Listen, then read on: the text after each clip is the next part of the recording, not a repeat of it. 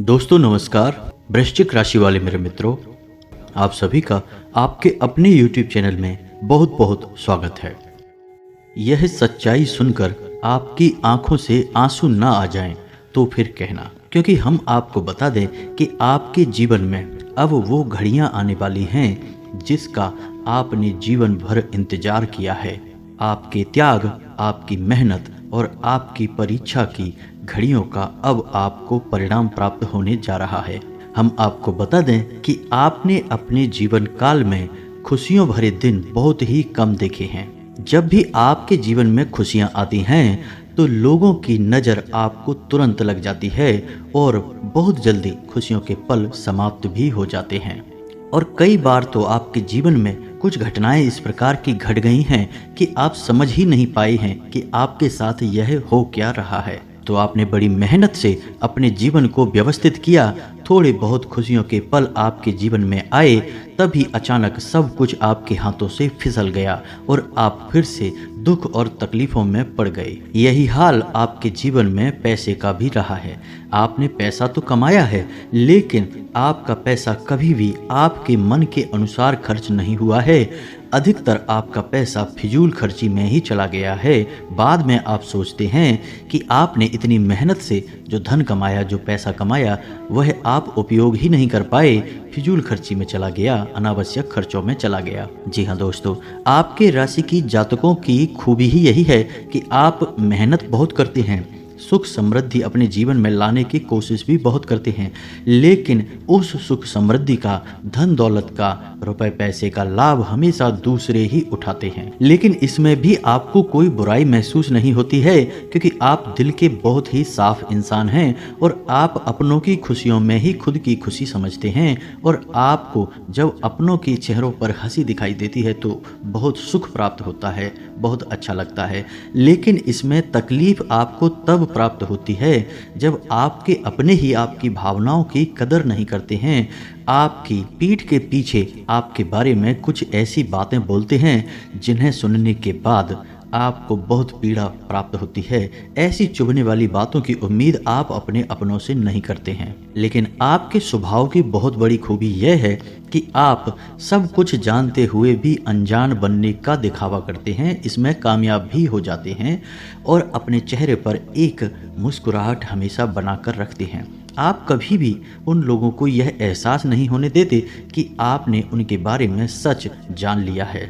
और ऐसा शायद इस वजह से भी है क्योंकि आप जानते हैं कि आप यदि उन्हें अपने दिल के राज बताएंगे, अपने दिल की तकलीफ़ें बताएंगे, तो लोग आपकी बातें समझेंगे नहीं, उल्टा आपका मजाक ही उड़ाएंगे। इसी के साथ साथ लोग आपको सलाह मशवरा भी देना शुरू कर देंगे जिसकी कि आपको कोई आवश्यकता नहीं है। आप एक ऐसे इंसान हैं जो अपना कार्य अपनी सहज बुद्धि से करना पसंद करते हैं। कोई आपको रोके या टोके या बिना मतलब का ज्ञान दे तो आपको चिढ़ होने लगती है, क्योंकि आप खुद ही इस प्रकार के इंसान हैं कि बहुत विचार करने के बाद, सोच समझने के बाद ही आप कोई कदम उठाते हैं।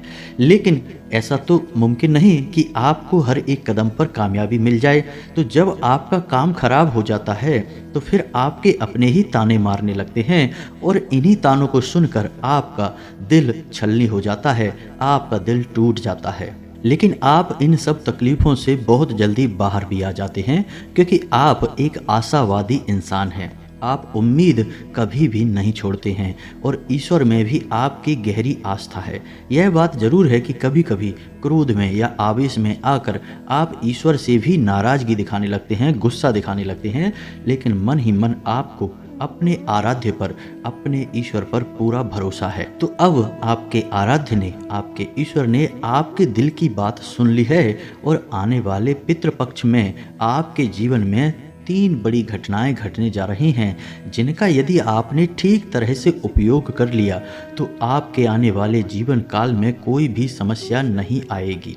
जी हाँ दोस्तों, और इससे भी बड़ी बात हम आपको बता दें कि आप पितृपक्ष में एक बहुत बड़ी गलती करते हैं। शायद आपको उस गलती के बारे में किसी ने अब तक बताया नहीं है, लेकिन हम आपको आपकी उस गलती के बारे में भी बताएंगे।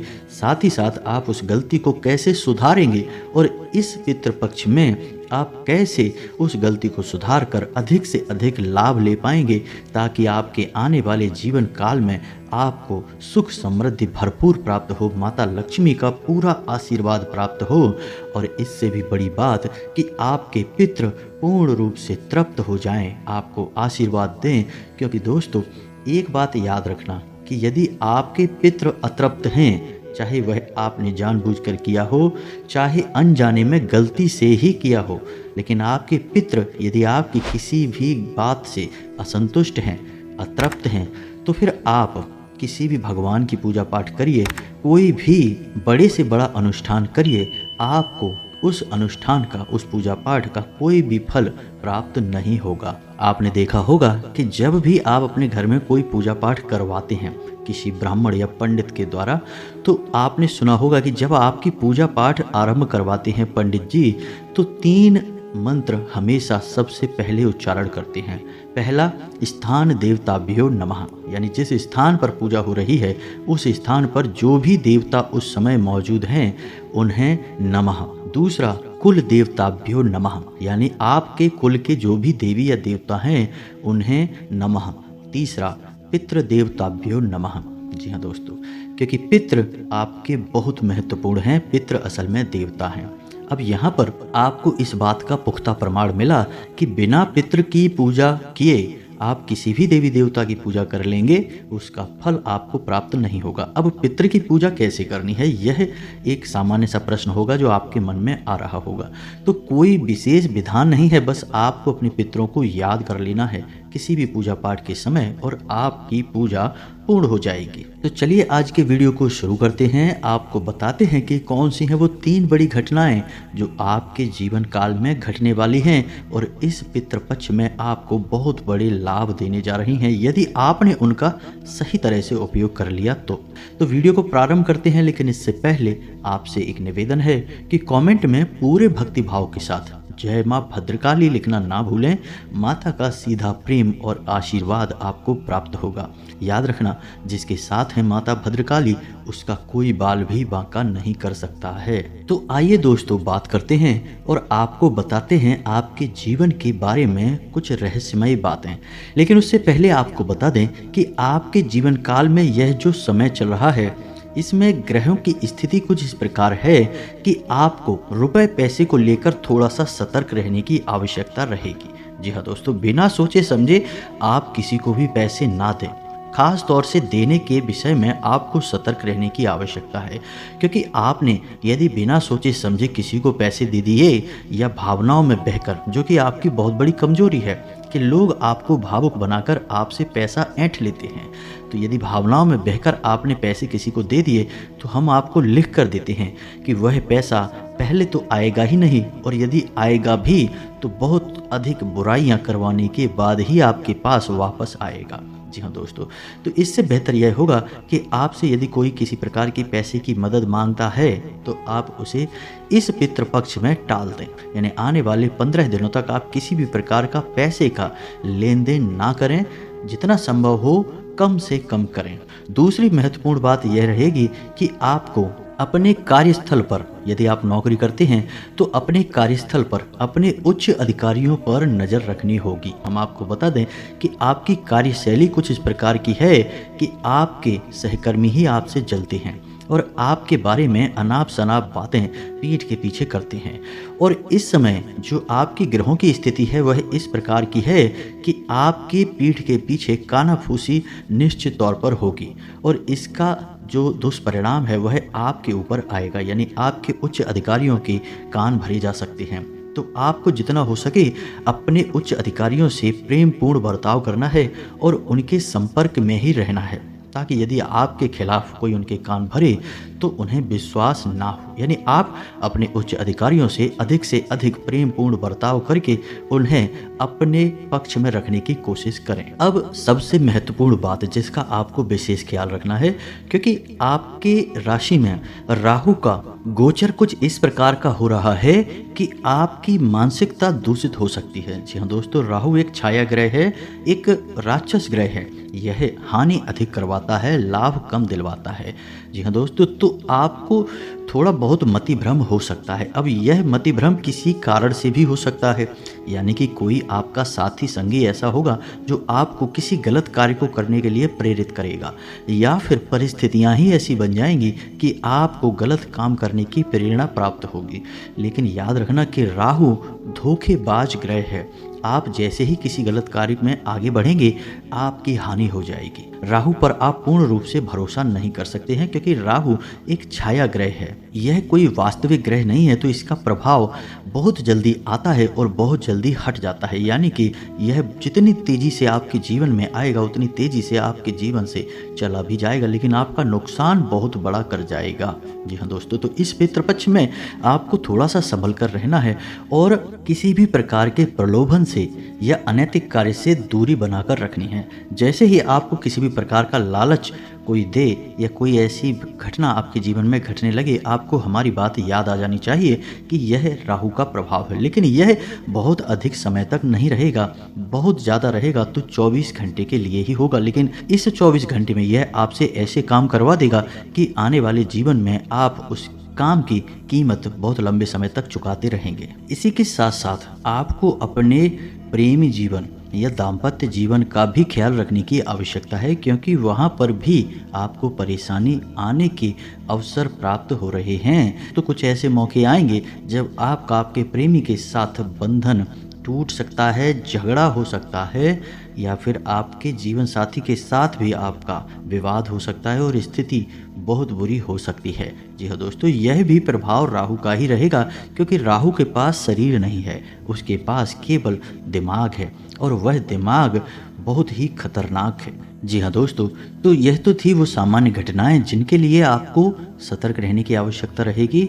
ये घटनाएं आपके जीवन में बहुत बड़े किरदार निभा सकती हैं, बहुत अधिक नुकसान दिला सकती हैं। अब आपको बताते हैं 3 बड़ी घटनाएं जो आपके जीवन में बहुत बड़े बदलाव ला सकती हैं। पहली घटना यह है कि एक ऐसे इंसान से आपकी मुलाकात होगी जो आपको आपके आने वाले जीवन में बहुत बड़ी मदद देगा, या फिर आप यूं कहें कि एक गाइड बनकर, एक गुरु बनकर वह आपका हाथ पकड़कर आगे चलेगा। जी हाँ दोस्तों, ईश्वर की कृपा है कि एक ऐसा इंसान आपके जीवन में आने वाला है जो आपका मार्गदर्शन करेगा, कामयाबी की ओर आपको ले जाने में आपकी पूरी मदद करेगा। कहने का मतलब यह है कि कोई एक नया मित्र या फिर कोई पुराना आपका बहुत बड़ा शुभचिंतक आपसे मिल सकता है।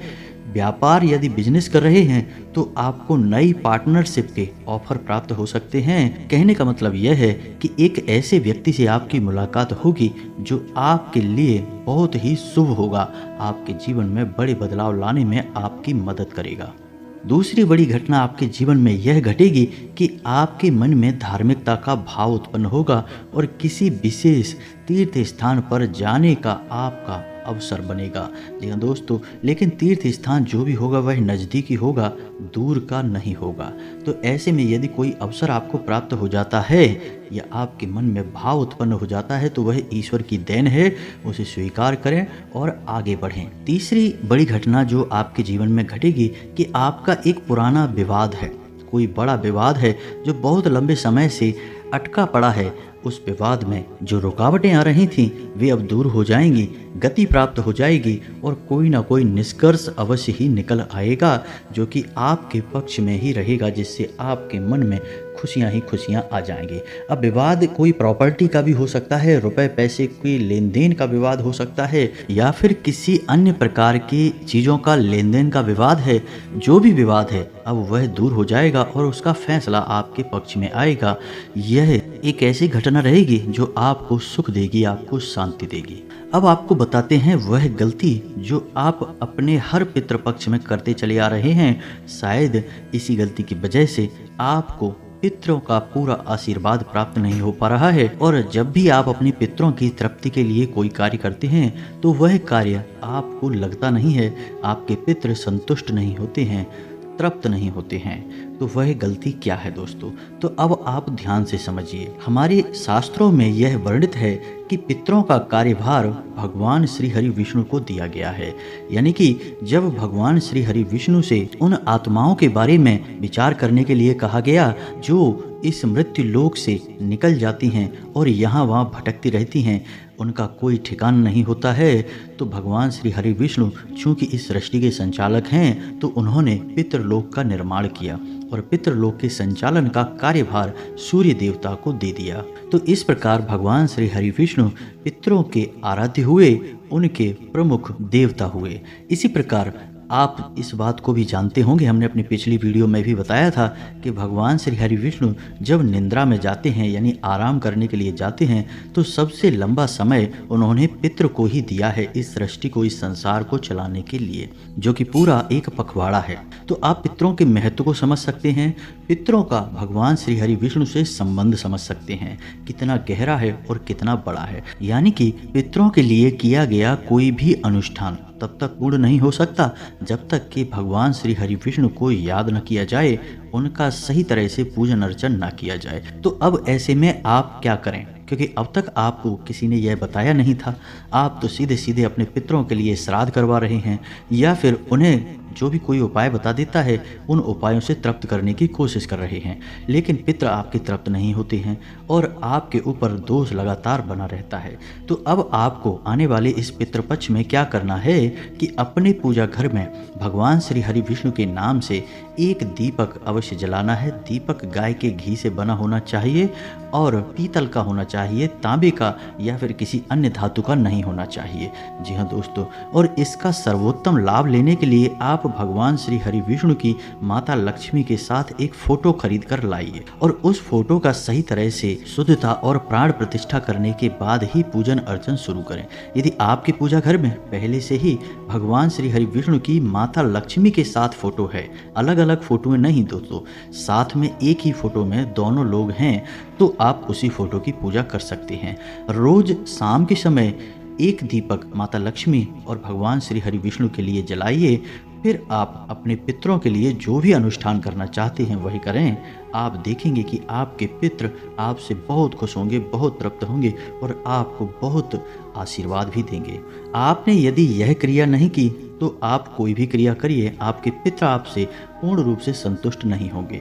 अब यहाँ पर सोचने वाली बात यह है, अब यहाँ पर हम आपको एक बात और बता दें कि कुछ लोग इस विचार को अपने दिमाग में रखते हैं कि जब हमने अपने पितरों का गया में जाकर पूर्ण श्राद्ध कर दिया है, तर्पण और पिंडदान भी कर दिया है, तो फिर हमारे पितृ क्यों भटक रहे हैं, उन्हें तो तृप्ति प्राप्त हो गई, मुक्ति प्राप्त हो गई।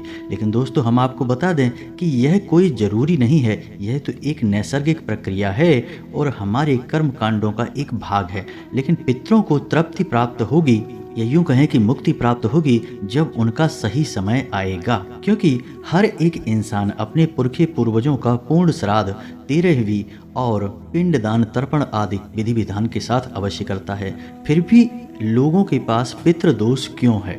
अगर उनके पितृ पूर्ण रूप से तृप्त और मुक्त हो चुके हैं तो फिर ऐसा क्यों कहा जाता है कि तुम्हारे ऊपर पितृ दोष लगा हुआ है? आप अपने मन में किसी भी प्रकार का कोई वहम मत पालिए। आप अपनी तरफ से अपने पितरों के लिए कुछ न कुछ करते रहिए। पितृ आपके खुश रहेंगे, आपको आशीर्वाद देते रहेंगे, आपका जीवन सुंदर होता रहेगा। करने के लिए तो पितरों के विषय में बहुत अधिक बातें हैं और बहुत प्रामाणिक जानकारी हम आपको दे सकते हैं, लेकिन वीडियो बहुत लंबा हो जाएगा और उस बड़ी जानकारी का इस वीडियो से कोई खास लेना देना भी नहीं है। जो जरूरी बातें थी वो हमने आपको बता दी हैं, आप उन पर अमल करके देखिए और हमारे द्वारा की गई भविष्यवाणियों पर भी नजर रखिए। हर एक भविष्यवाणी आपके जीवन में निश्चित तौर पर घटित होने जा रही है, इस बात का हम वादा करते हैं। जी हाँ दोस्तों, तो इसी के साथ साथ आज के इस वीडियो को विराम देते हैं। कमेंट में पूरे भक्ति भाव के साथ जय मां भद्रकाली अवश्य लिखें। मिलते हैं अगले ज्ञानवर्धक वीडियो में, तब तक के लिए धन्यवाद। जय माता की।